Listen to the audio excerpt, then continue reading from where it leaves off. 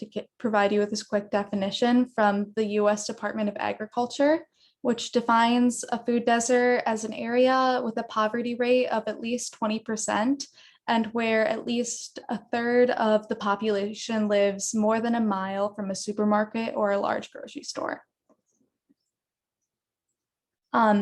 So food deserts are an ongoing an ongoing issue that predominantly affects Chicago's Black and Hispanic populations.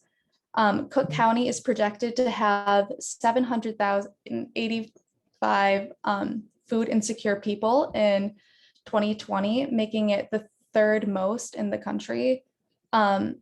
This report also projected that 239,130 children will still struggle to find quality food in Cook County, which is the fourth most county in the United States.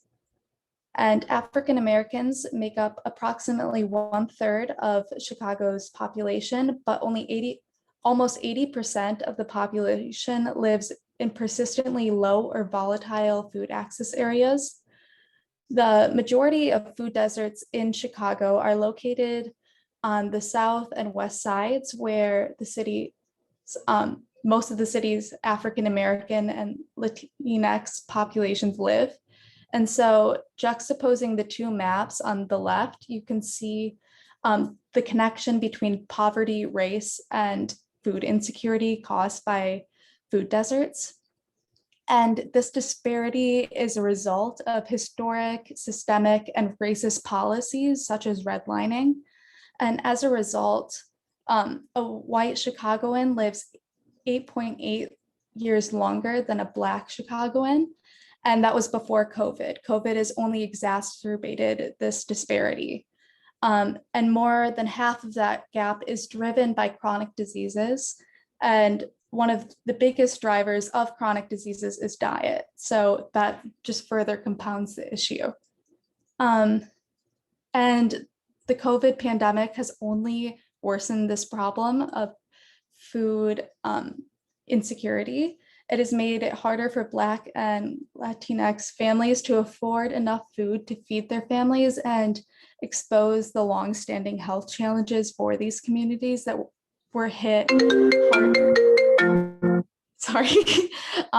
by this virus. And with the pandemic causing extra stress, lack of sleep, and high rates of unemployment and depression, experts say that healthy eating habits will further take a hit, especially for folks with limited options.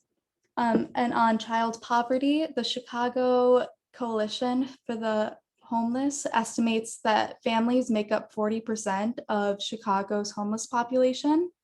And it also indicated that there were 20,000 homeless children in Chicago, which is about 27% of Chicago's homeless population.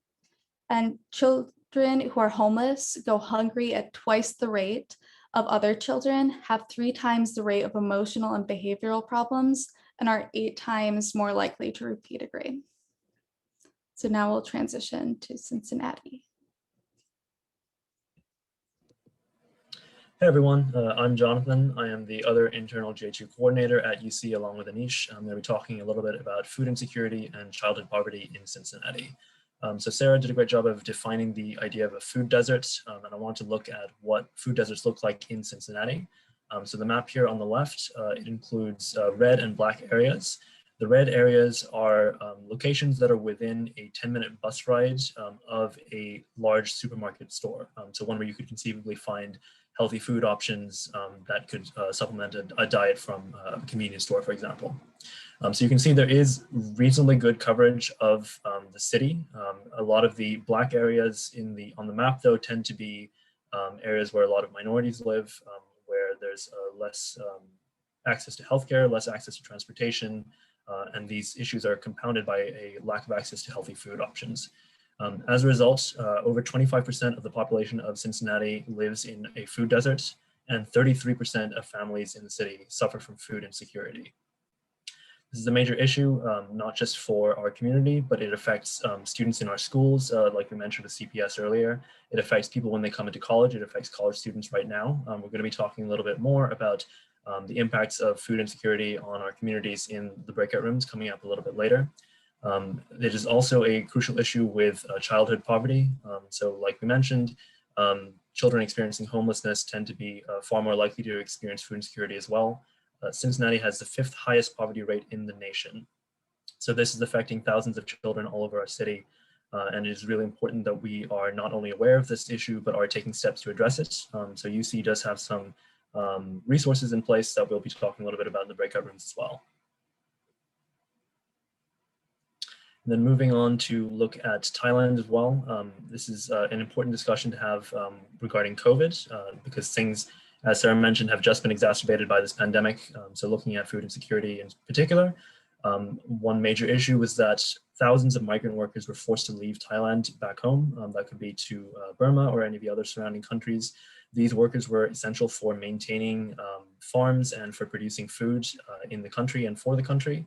And so as a result of this mass exodus of labor, they're seeing a downturn in agriculture. Thai rice prices have tripled. The price of vegetables and eggs have also increased. This was compounded by a severe drought that Thailand was undergoing through 2019 and 2020. Agriculture in general is one of Thailand's most important industries, and it is supported by these migrant workers. So the necessary lockdowns put in place by the government, unfortunately, had a very bad effect on their agricultural sector, and we're still going to be seeing these effects for a long time after this pandemic is over. But there's always a little bit of hope. SAW is our partner, and we're going to talk a little bit more about the role that they play in aiding Burmese refugees in the area, and also the way that they support communities that are facing issues like food insecurity and child poverty. So Matthew, if you want to take that.